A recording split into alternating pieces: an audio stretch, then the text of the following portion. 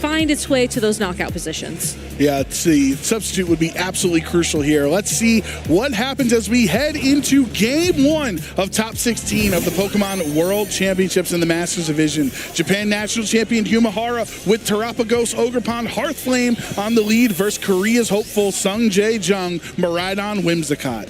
A great position for Hyuma to start this game. Right off the bat, has access to Follow Me and redirect any of those attacks from the Miraidon into that position.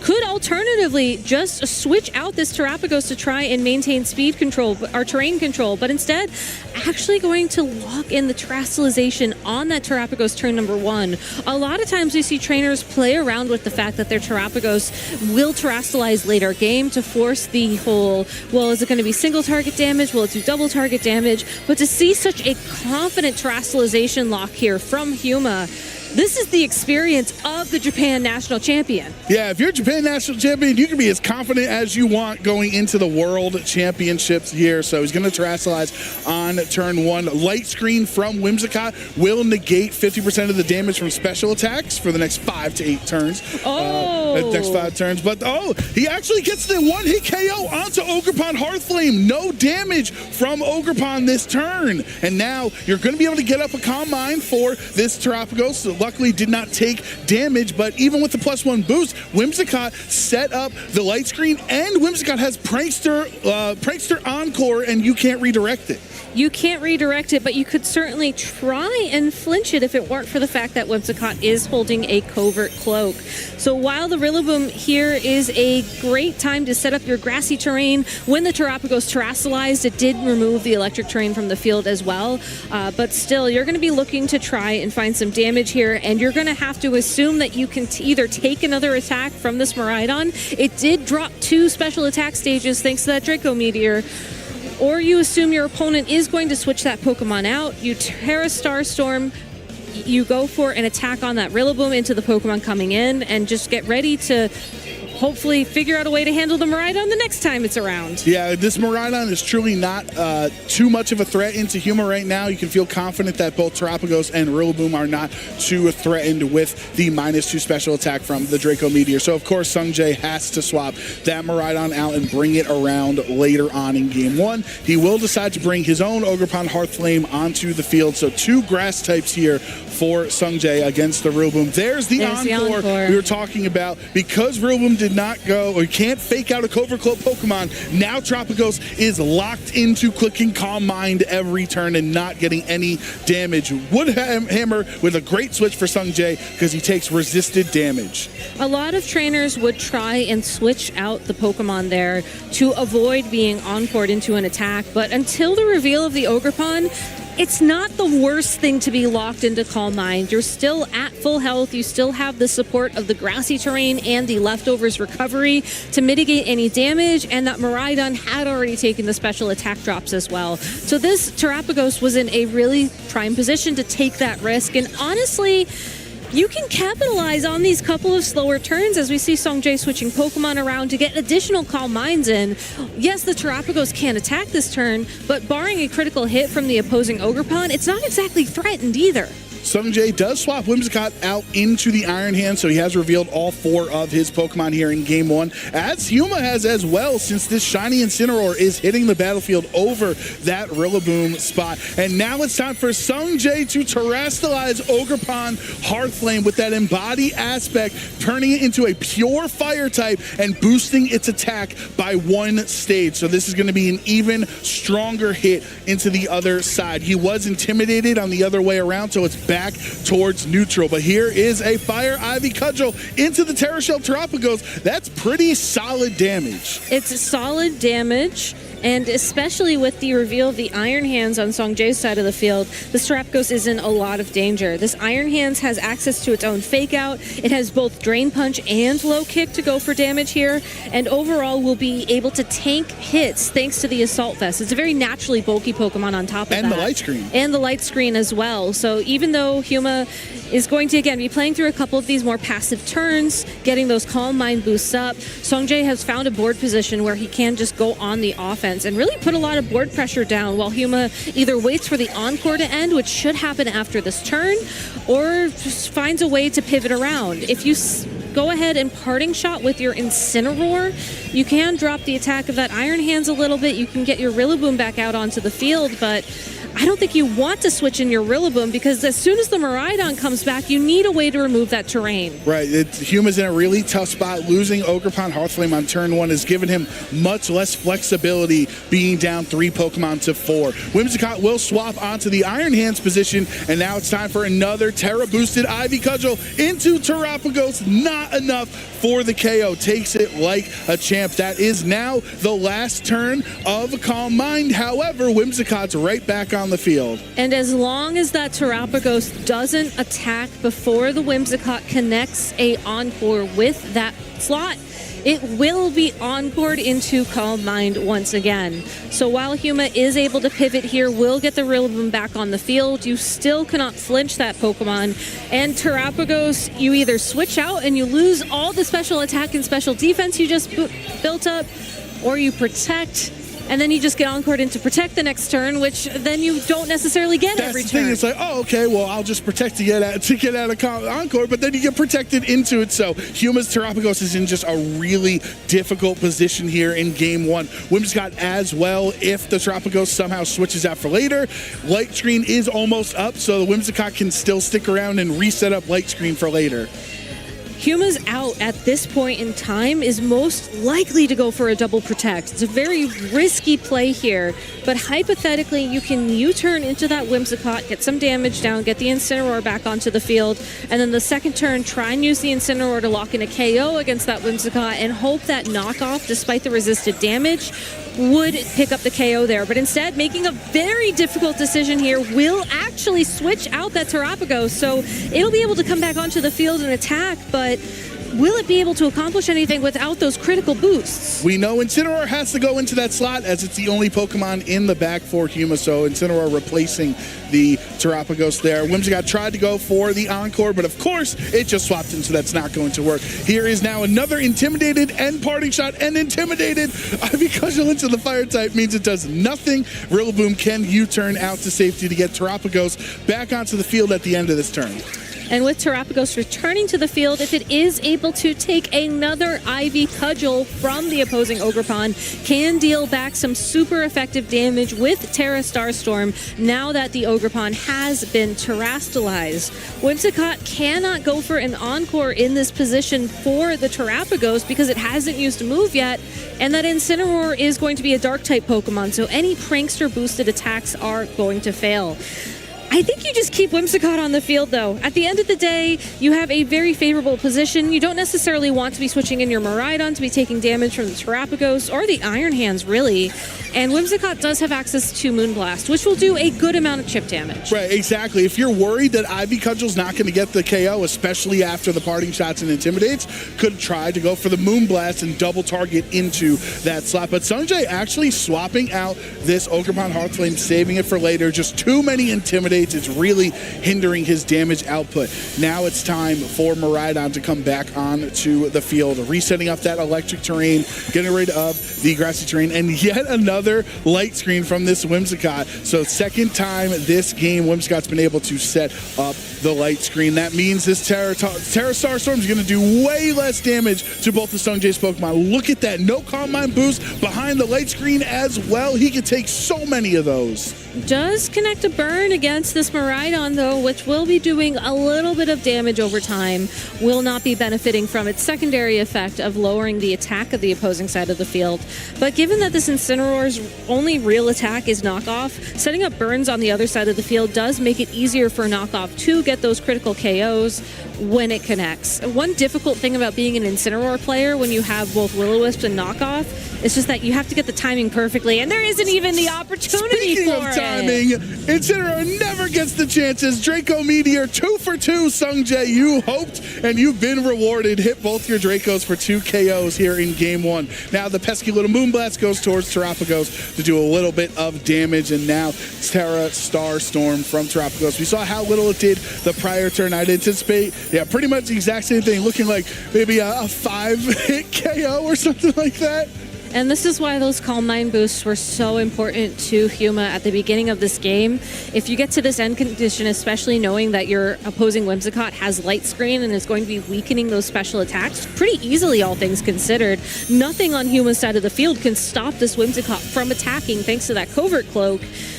You find yourself in a position where you just don't have the damage to match. And even though this Miraidon is throwing out those Draco Meteors and dropping its special attack as a result, Seong Jae still has all 4 Pokemon remaining, can easily switch that Pokemon in and out and bring it back in for the final KO. If the Ogerpon or the Iron Hands honestly doesn't beat it to it first. Yeah, exactly. I mean, this Rillaboom's going to try its best, right? You love having Rillaboom to get rid of Miraidon's terrain, and you're feeling great. It's not hindered by Light Screen, but remember, Seong Jae has the Terra Ogerpon Hearthflame just sitting in the back, waiting for its moment. A full health Iron Hands as well. Just goes to show how great of a position Seong Jae has put himself in game 1. The Encore into Terapagos. You're saying, oh, why would you want to take damage? You want to take damage so he can't click Substitute or Calm Mind or Protect or anything. Encoring him, forcing him into that pitiful amount of damage from the Terra Starstorm. Whimsicott is no bulky Pokemon in any scenario,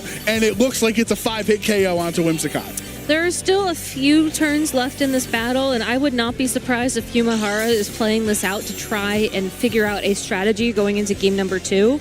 I love the switch-in, though, from Seong Jae of that Iron Hands, as it will be able to deal super effective damage to that Terapagos. And really, even though the Rillaboom's Woodhammer did about 50% of damage to the Iron Hands, you can easily remove that grassy terrain, easily remove the additional damage from grassy terrain that Woodhammer gets by switching in your Miraidon. So Seong Jae in a very commanding position to wrap up this game 1. I think Hyuma Hara just trying to get a little bit more information, figure out how much damage all these Pokemon do, and then figure out an approach for game 2. And Whimsicott kind of run out of buttons to click here in game 1, so might as well click Tailwind to boost the speed of the Iron Hands on the other side of the field. Is going to not pick up the KO. Terapagos just barely hanging on through the Drain Punch. However, it will recover some of the HP there, meaning this Terra Starstorm is not going to be able to KO the Iron Hands, barring maybe a critical hit or something. Doesn't even KO Whimsicott. That poor Terapagos. I think at the end of the day, a lot of us at least who watched the North American International Championships earlier on this summer are more accustomed to the choice specs, max special attack variants, where you see it still do significant damage, even if there is something like a Light Screen in play.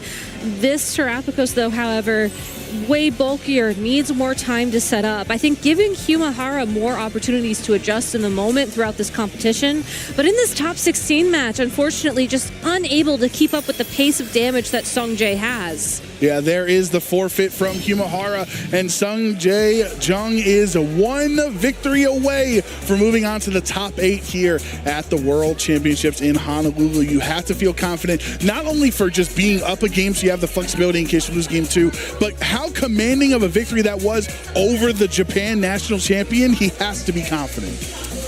Not only do you have to be confident, I think that just looking at these teams on paper, you have all the tools that you need to answer Hyuma Hara's potential outs against the Miraidon. We saw that initial Light Screen from that Whimsicott all the way back on turn 1. We saw that Draco Meteor connect and get the instant KO on the Ogerpon Hearthflame. There was just so much damage that Seong Jae had access to, and what I thought was really well played was he was able to also shut down his opponent's strategies while he was still doing this big damage. It's a very delicate balance when you're running a Pokemon like Miraidon alongside of the Ogerpon Hearthflame to have that support that can kind of weave it out very comfortably. I think that's why we see a lot of trainers rely on Pokemon like Rillaboom or Incineroar to keep things moving around, give yourself easy pivots. But Seong Jae just showing with a lot of confidence that I don't need those Pokemon. Iron Hands is bulky. Given a light screen, it's even bulkier, and I can go ahead and move these Pokemon in and off the field as I see fit. Yeah, this Whimsicott on Seong Jae's end is kind of just a glaring issue right now for Hyuma in Game 1. And I don't want to sound crazy, Gabby. I know sometimes when we have double restricted formats, you say, oh, can I ever bring a game where only one of my restricted comes to as the 4? Is there a chance in a single restricted format Hyuma could leave Terapagos home because Whimsicott is such a hindrance? You have to look at the other options that would fill the spot of that Terapagos in this matchup. I don't think you can bring Urshifu Rapid Strike. There's just too many things on the opposing side of the field that, quite frankly, too many grass and electric types on the other. so that Pokemon's ruled off right out the bat. You do have access to your own Flutter Mane with Icy Wind as a form of speed control that could be interesting. And Thunder Wave. But with all the electric Pokemon on Seong Jae's side of the field, and also the fact that you're going to be dealing special attack damage, not as good as a position. But speaking of special attack damage, I don't see the Whimsicott on the field. That's the first thing I noticed too, that Miraidon and Ogerpon Hearthflame is the lead. So Seong Jae feeling confident, not predicting Terapagos on turn 1. But of course, Hyuma Hara has his own Terapagos and Ogerpon Hearthflame on his other end. So you have access to Follow Me, right? Try to keep that Terra Shell intact with Terapagos. He just loves not seeing Whimsicott. He does, but you still have to worry about the threat of a Draco Meteor into your own Ogerpon to get that KO like we saw in Game 1. That's right, yeah. Right away in Game 1, Draco Meteor connected and knocked out. No Terapagos on this turn. Instead, it is Ogerpon Hearthflame with the Terra. Oh, it was on Seong Jae's end. They had the mirror there. So Seong Jae going 2 for 2 in these games, terrestrializing his Ogerpon instead of Miraidon. Ogerpon on Hyuma's side will go for the Spiky Shield, so any attacks into that spot not doing damage, and Terapagos going to follow suit. So no damage, kind of gets Seong Jae to bait out his terrestrialization. I like this play from Hyuma Hara, honestly. You take a bit of a step back, you slow things down, but this is the kind of situation where you can afford to go for a double protect and see what moves that your opponent opted into. I believe we saw the Ogerpon and the Miraidon target down the Terapagos there, and I agree with Seong Jae's assessment that that is definitely the biggest Pokemon threat. And you might as well, since Follow Me would just redirect it anyway. Exactly.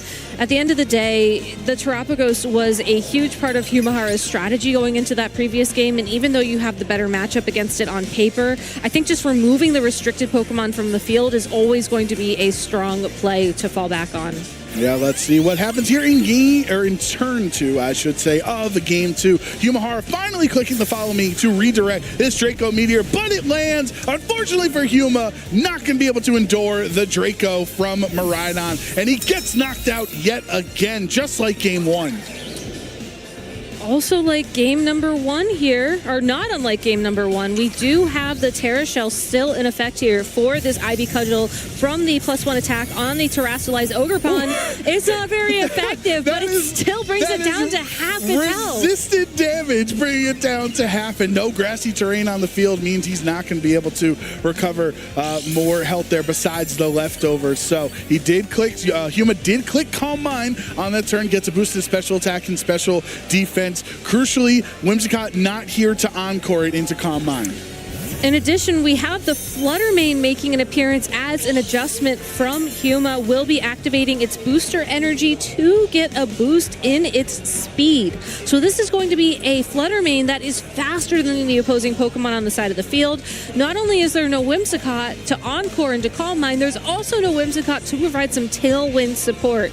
So this Flutter Mane could potentially use Icy Wind, drop the speed of the opposing Ogerpon and the Miraidon if it stays in on the field, opening up an opportunity for Terapagos to go on the offense. That being said, though, there still is a lot of health in play for this Terapagos, and depending on which Pokemon you anticipate your opponent targeting, trying to get an early knockout to match the knockout we just saw from that Draco Meteor would bring Hyuma back into the game. Losing that Ogerpon so early without it attacking has just been huge in both games. He needs to make up for lost time. Miraidon switching out, so Hyuma potentially anticipating the swap since the Draco Meteor made it lose 2 stats to its special attack. So of course Miraidon had to swap out into Iron Hands on the field. Yet again, no Whimsicott as of right now. Moonblast seems like it does perfectly 50% to the Iron Hands on the switch in. Now it's time for the Ogerpon Hearthflame for the Ivy Cudgel into Terrapagos. He never terrestrialized, and Terrapagos is down.